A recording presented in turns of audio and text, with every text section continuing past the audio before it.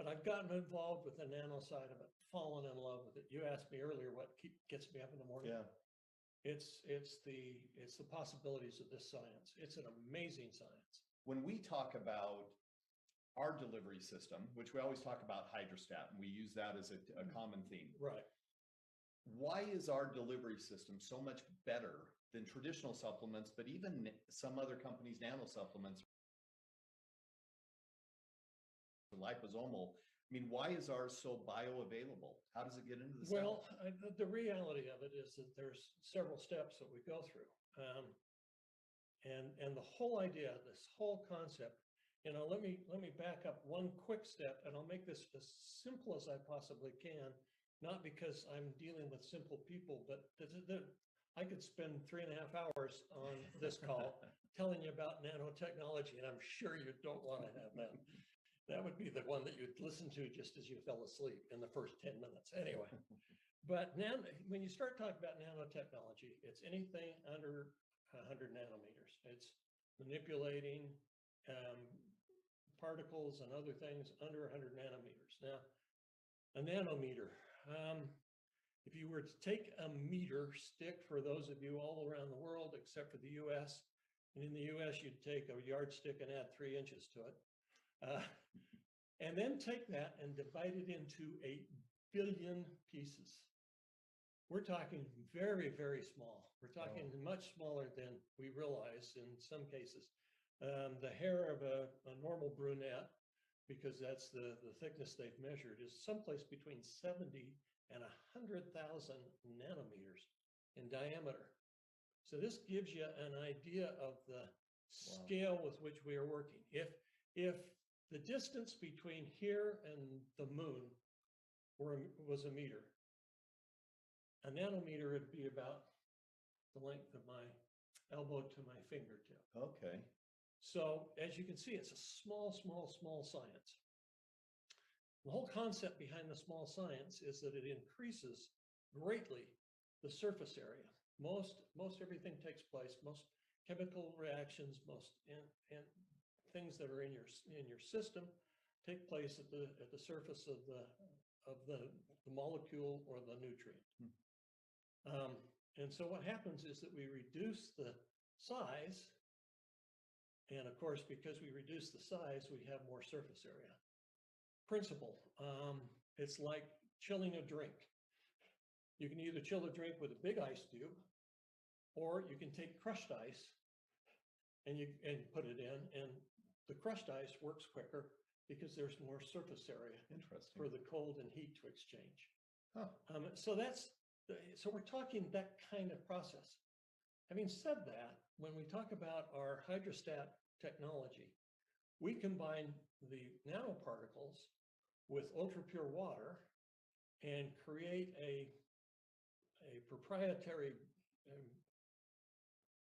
reaction that will take those molecules and protect them with molecules of water. So the big issue about nanotechnology is the nano pieces want to get back together. They want to agglomerate. You try to keep them separated as best you can. And there are a number of ways you can separate them. You can do it in the lipids we've talked about before, liposomes. A lot of people have done those. That's basically a fat cell.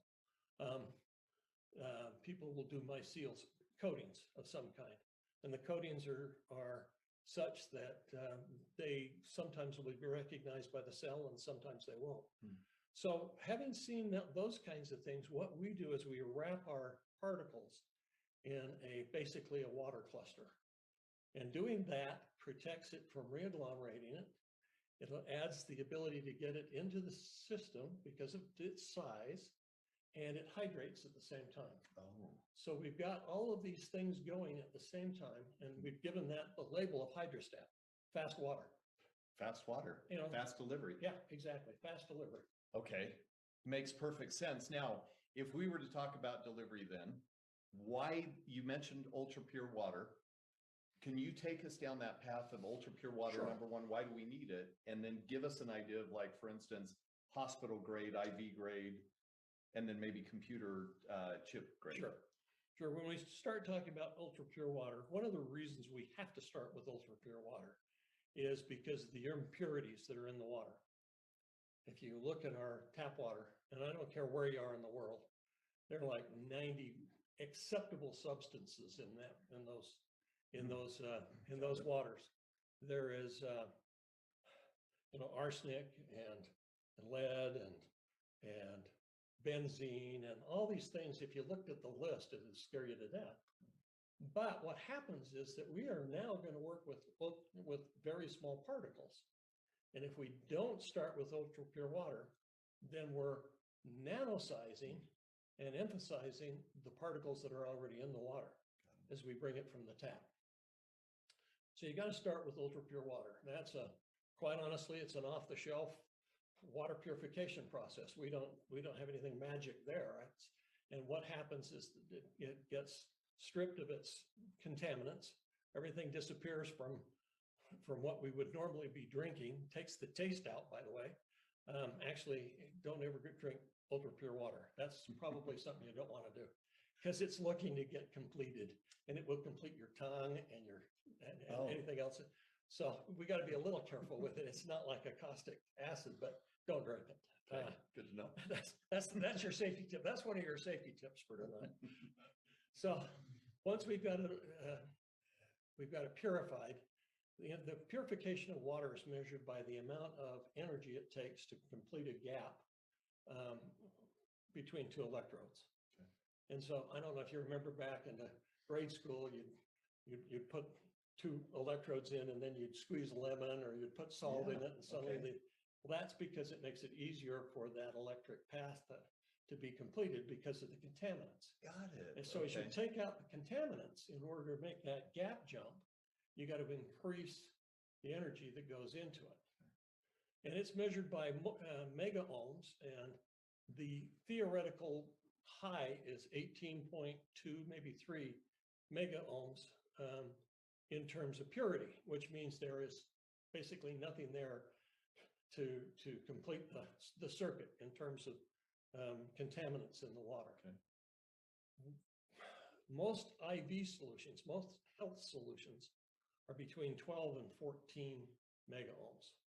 Pure water, it's been purified, sometimes distilled, but in most cases it's like 14, maybe the max would be like 14.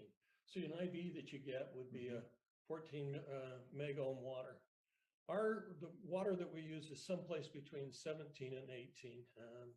We try to get as close to 17 and a half as we can. It's usually anywhere between 16 and 18, but we're hoping on the north side of 17.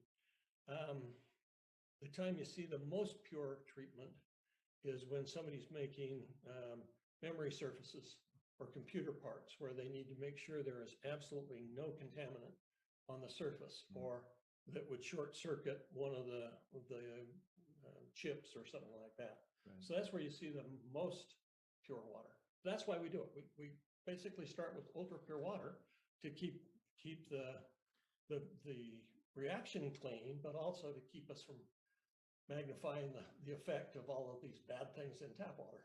Okay, so on that note though, traditionally circuit board manufacturers, et cetera, those guys are going for 18, yes, right? Yes. And we said, I just looked at ours downstairs, we're at 17.6. Well, that's a good number. So we sit, I'm happy. Yeah, we sit between our 17 and 18, which is exactly where we like to be. Now, on that note, so water soluble, that goes into our water soluble piece a little bit. It's a little different when you start talking about solubility. Okay. We all know that there are some things that will dissolve in water and some that won't. And the things that don't dissolve in water won't dissolve whether it's contaminated water or ultra pure water. It's the difference in the chemistry. Okay. Those things that don't have a polarity won't be dissolvable into water because it's a polar molecule. Got it. And so the long and short of it is that you've got a number of nutrients that are non-soluble. Okay. And so the best we do on that is that we go through the steps of breaking them down as far as we possibly can, as small as we possibly can, and then we wrap them with the water. What we would rather do, if we could, is to find those those ingredients that are water soluble, Okay, which got means it. that they are completely dissolvable in water, and you end up almost on a molecular basis. Okay. So you've got the same number of molecules of a salt, for instance, in the whole batch. So that's the difference in solubility and non-solubility. Fortunately, we can do both, but that's a big deal. That's a big deal. A lot of those that are making liposomes, they have to try to figure out how to create the liposomal shell on a non-soluble issue. There's no polarity, there's nothing else to pull it together. So it does make a difference. So it's harder for the body to then utilize. Well, or maybe not harder. It's harder to transport. Okay, harder to transport. It's harder to transport. It is, and that's what our whole process. When you say what makes us different than anybody else, it's the transportation. Okay. We are a delivery system that nobody else is doing, but I'm aware anyway. But the fact is, the reactor that you've built and you continue to play with it, why is that so important to the process? It is designed specifically, and this is one of the wonderful things about our technology. It's designed specifically to use what we already have in nature and exploit it. Okay. And so it's a particular set of designs and particular, at points we introduce energy to it. We do a number of different things. And it is the design of that piece of equipment that makes our product. Got it. Well, that makes it Pure easier. and simple. Yeah. And sorry, folks, you will probably never see a picture of the reactor on purpose. Yep.